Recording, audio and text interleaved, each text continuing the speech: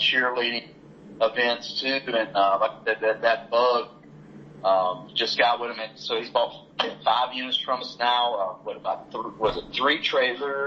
Four trailers, and this is his first motorized. And now he's moved into the to Winnebago Class C, which is what he really, really wanted, because that's what he can't do with his dad. And now his daughters, I think his oldest daughter is now a senior in high school, looking to go off to college, going around in their mini-winnie Class C, exploring all the different colleges, and seeing where that next chapter is going to go.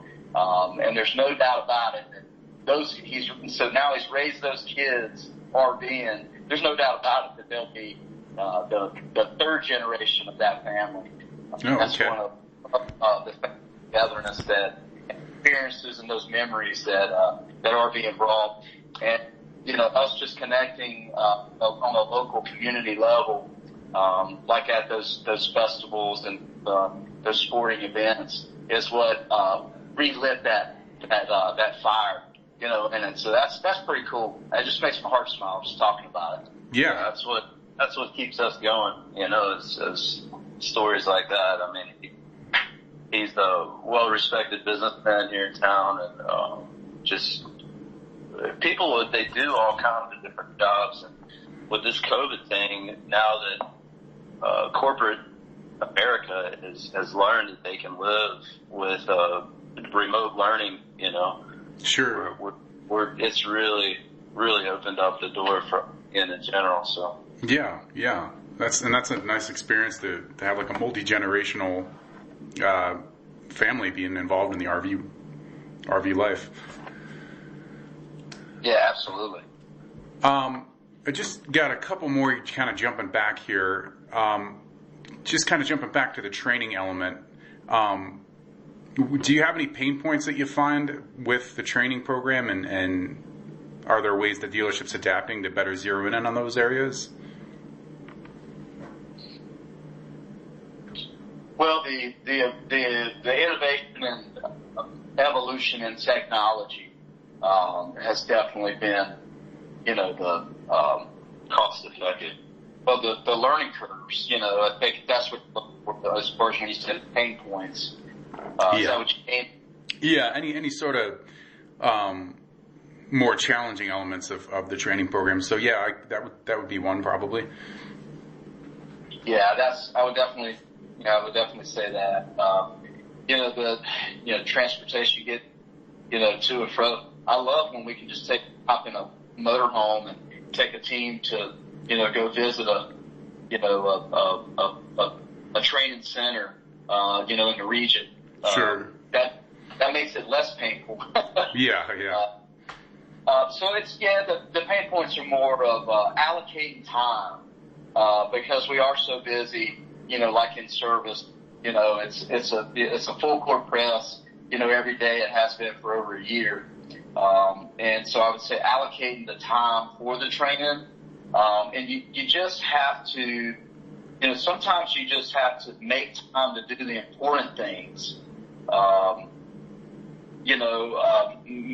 more than necessarily the things that keeps getting thrown at you, or the things that, you feel needs to be done. You have to make the important things, a priority. And so you have to make those times, but it's challenging. It is challenging with allocating the time for the training. When we're swimming in the current that we're swimming in now, but Sure. The thing to remember, this current, we're not going to swim in this current forever. And one thing we know living on the coast is that there's high tide and there's low tide. Right. So it's always going to change, and the current will change. So you got to be able to flow with it. So it sounds like just really making intent to put it on the schedule when it comes to training, or I would guess the virtual aspect too helps with some of the training if you don't have the time to drive people out to a service center or a manufacturer or service center. Absolutely, it's definitely cost effective, and you know what? It helps with the allocation of the time. You know, when we go to this certain person and say, hey, schedule your day for, from 9 to 11, you're going to be in this virtual training, that's offered to us. So that's it. Just schedule your time for that, because that's definitely what is a priority, and what needs to be done so that we can stay, current, fresh, on top of, on top of the cheese, as it keeps getting moved, and try to be that RD resource, Sure. And then I just had two more questions. I had one about the on-site education. You mentioned that the walkthroughs are pretty comprehensive. Are there like new buyer seminars that you do on site as well, or like thumb drives with videos and documents for additional education, or resources like that? I like to mention that too, with like with the flash drives you can do. So, we've done, and what we've got, capable of and better at, I would say, during COVID and pandemic time over the past year, it's kind of, forced our hand at getting better at it. And that would be, the virtual experience, where we've done virtual walkthroughs, not just on the sales side of things, but also on the, on the delivery experience too. You can do different platforms where, I think all dealers are probably used to it by now when a customer shows up for their delivery walkthrough and they say, do you mind if I video you? I don't think anybody really minds if they do that, but, different platforms that you can use as a dealership level now, and different tools is you can make your own virtual thorough walkthrough video, the way that you really want that customer to know, A, what they've got, how it works, and how to take care of it. And you can do that on YouTube, for example. You can make a private, video instead of a public video. You can send that link right to the customer. Sure. And that they can view it before they come to the personal, experience, walk through and already have kind of a heads up of what to expect. Or maybe the conditions are where they cannot, where you cannot meet up together, for that experience, but you can still offer that experience to the customer, from your dealership or your brand.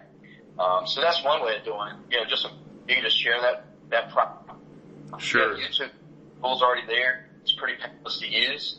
And it's most effective. That customer will always have that as well. Make your public, how to hook up your hitch, and some different things that they're important, but some people may forget about it, but they can just look at that when they're around or when they get to the storage facility or to the house. How do you say I get this hitch off? Oh yeah, you told me I could just go to their YouTube link, look at their videos. Sure. Definitely YouTube, has come a long way, and it's a very big tool, not just public or as an advertisement, but it can also be used, privately too. And we've used that, here at Rex & Sons. Yeah, very useful tool. Back in the day when we first got started, when there was the VHS, and it was very, very easy to just, to like make a copy real quick, for your customer. Sure. That's what we actually did on each walkthrough.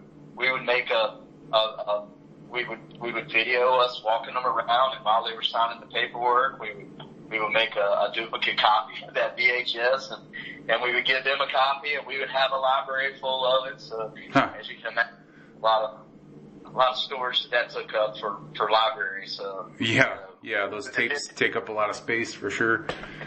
Absolutely. Yep. Digital tools now are, so much better, and the social media, platforms are definitely a good way of doing that. But Sure. I think, yeah,